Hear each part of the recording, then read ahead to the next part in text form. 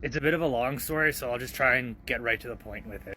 So in high school, I wanted to join the army. I wanted to join the Canadian Army, and I wanted to be infantry. During the summers when I was like 15, 16 years old, my stepfather was a consultant, and that was the first time I ever stepped on a lease as a laborer during my summers, and I was just shoveling dirt, and I made like 18 bucks an hour. That was back in like 2010, I believe. Fast forward, I graduated high school. I went and I applied. My application went through with the Army.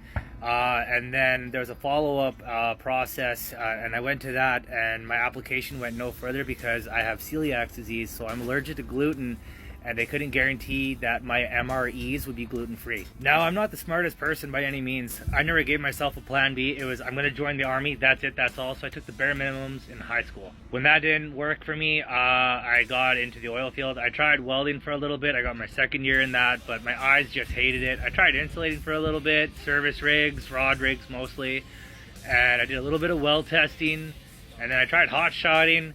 And then I got a phone call one day with Steeplejack Services. Now, for those of you who don't know, Steeplejack is a scaffolding company, and it's no longer known as Steeplejack, it's known as Brock, or Brock Canada.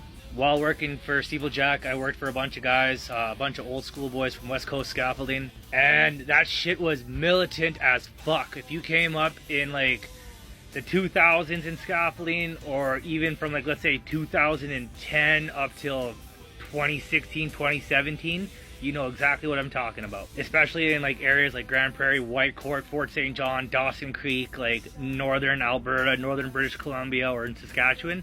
It was very militant. It was a very, very different era of scaffolding. Anyway, I got hooked on it. I absolutely love the guys I worked with. I love the mentality, and oddly enough, I really enjoy putting this kind of shit together. It's a lot of fun.